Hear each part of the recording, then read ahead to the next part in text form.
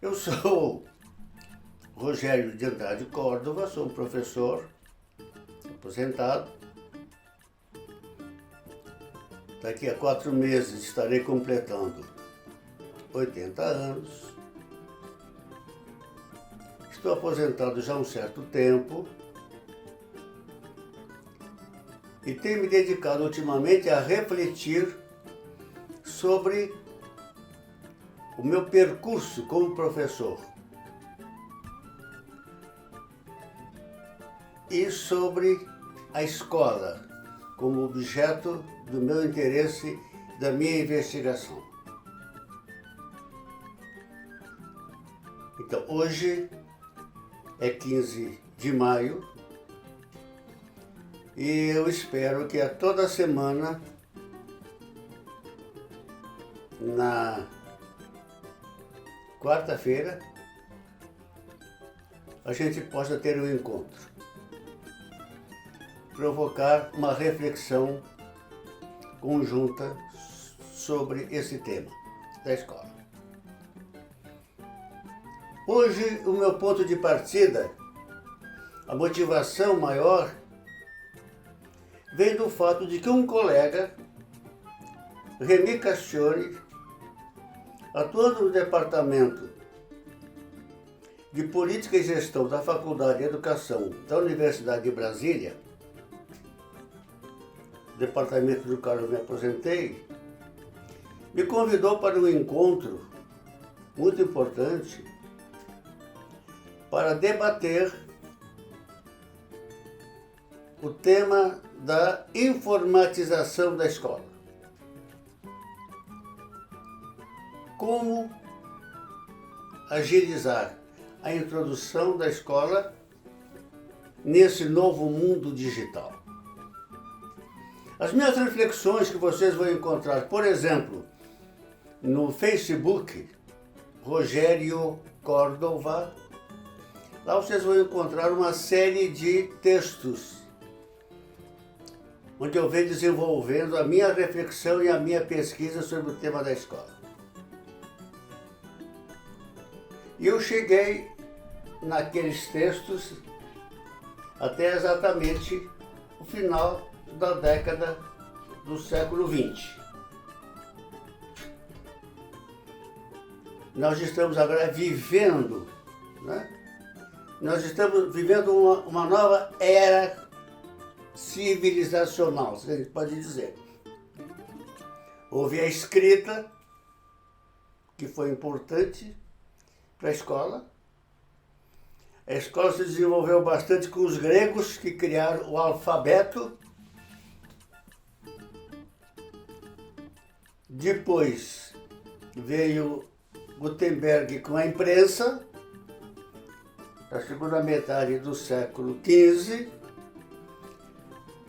A escola, tal como chegou até agora, é a escola que vem de Gutenberg, é a escola do livro. A escola que foi construída, reconstruída, para ensinar as crianças a lerem, para poderem ler a Bíblia. Bom,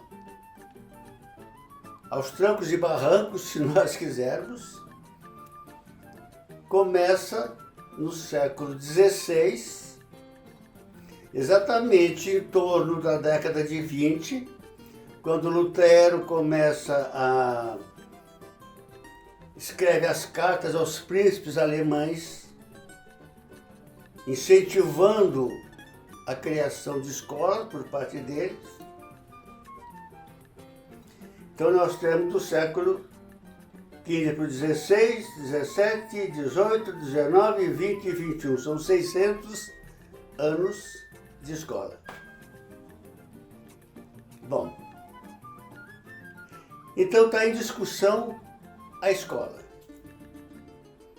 Aí eu fui rever a minha bibliografia, o que eu vinha elaborando para pensar exatamente esses desafios. E encontrei um livro muito interessante, organizado por 2 colegas franceses, professores de filosofia no ensino médio, que fizeram uma série de entrevistas com autores importantes. Esse livrinho tem por título A Escola, o Digital e a Sociedade que Vem. Em francês, L'école, le numérique et la société qui vient. Bom, e a questão que começa é: que é a escola? Para que serve a escola? Que tipo de escola nós precisamos ter? E aí vem as análises e as discussões. As dificuldades que se colocam hoje na escola e os desafios aos professores. Nós estamos saindo de um mundo sobre o papel, sobre o livro, para um mundo sobre tela. Quais são as implicações disso para as instituições de difusão do saber? Essa é uma discussão muito interessante. Por outro lado, eu estou convivendo com as minhas netas. Eu não tive maior problema com a escolarização dos meus 2 filhos. Hoje, na casa dos 50 anos. Eles foram escolarizados na década de 80, começo da década de 90. Mas eu observo com as minhas netas uma postura bem diferente. A dificuldade que elas têm de enfrentar a escola. E ao mesmo tempo, elas, desde pequenas, estiveram às voltas com o celular, né? O dedinho mexendo. E elas, todas elas, são 4, a Helena, a Sofia, a Beatriz e a Alice, nos ensinam, a mim, a avó, aos pais, muitas coisas do manejo da internet, do celular. O celular, o telefone, que se tornou um computador portátil, de bolso, com uma riqueza enorme de imagens, de sons, de letras. E a escola, né? A escola, os professores se queixam da desatenção dos alunos, do desinteresse dos alunos, da desmotivação dos alunos, do problema da indisciplina, da falta de respeito à autoridade, enfim, esse é o quadro. Quando os professores me convidavam para a palestra, ou convidam para a palestra na escola, há 2 questões fundamentais que nos desafiam. 1. Como despertar o interesse dos alunos pelo estudo, pelo ensino? E um outro, paralelo, como conseguir a disciplina dos alunos, a ordem na sala de aula, a autoridade, a organização. Esses são os problemas crônicos, que, segundo os autores, se agravam agora. Porque o professor e a escola não são mais as únicas e as mais importantes fontes de informação. Os adolescentes passam o dia e se deixar à noite navegando pela internet, pelas redes. E a escola? O colega professor José Pacheco está desenvolvendo um projeto muito interessante de inovar na escola, de humanizar a escola.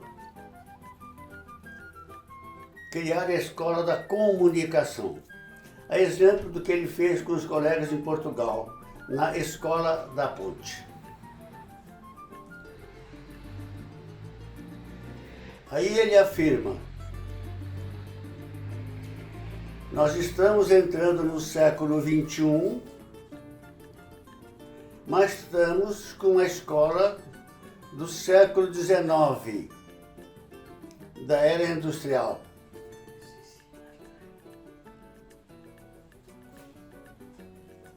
Eu concordo com o professor Pacheco, discordando. Essa escola que chegou até nós não é a escola do século XIX, é a escola do século XVI. Do século XVI e do século XVII. Esse modelo de escola, essa forma de escola, ela tem no mínimo 500 anos. Não é nenhuma novidade. Portanto, o que está em jogo na escola é algo muito mais profundo. Como explicar isso? Por que a escola continua com esses mesmos problemas?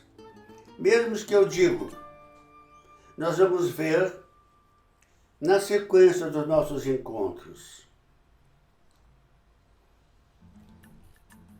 Se a escola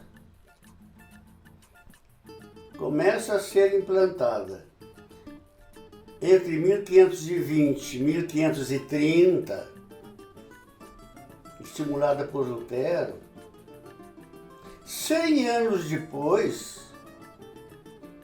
na década de 1620 e 1630, Comênios, que os livros de história da educação e da pedagogia enaltecem o grande Comênios, a grande figura da escola moderna, levanta os mesmíssimos problemas que os colegas professores levantam hoje e que os colegas franceses, o Julien Gauthier e o Guillaume Verne, identificam no contexto francês.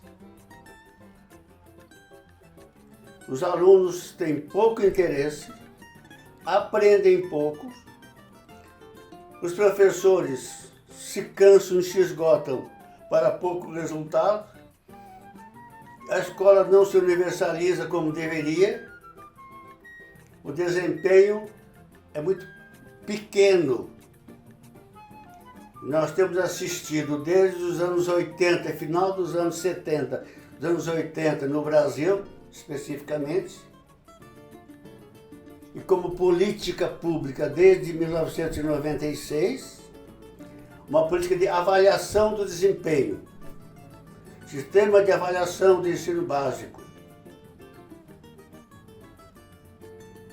Exame Nacional de Ensino Médio. E os resultados não mudam. E nós temos PISA, né? Os programas de avaliação do desempenho dos estudantes. É um patinar. Bom, o que acontece? Que esses são os resultados. É que a escola é uma instituição. E o que é uma instituição? Uma instituição é um conjunto, um sistema de valores, de significações que marcam profundamente uma sociedade e que não mudam com tanta facilidade. Então a minha ideia, o desafio é trabalhar a ideia, o conceito, a noção de a escola como instituição imaginária. Que imaginário é esse que preside a escola e aos professores e às práticas docentes para que os resultados sejam esses? Esse é o sentido profundo das reflexões que eu quero deixar com vocês, com todas aquelas pessoas que se interessarem por esse tema e me derem a honra e o prazer de trocar ideias a esse respeito, criar um grupo de reflexão e de troca a respeito desse tema, que é um tema candente. Nós vamos ver, logo nos primeiros encontros,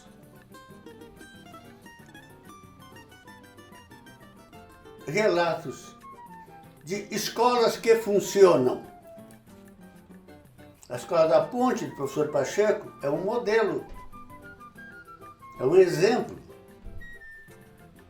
A Escola Freinet,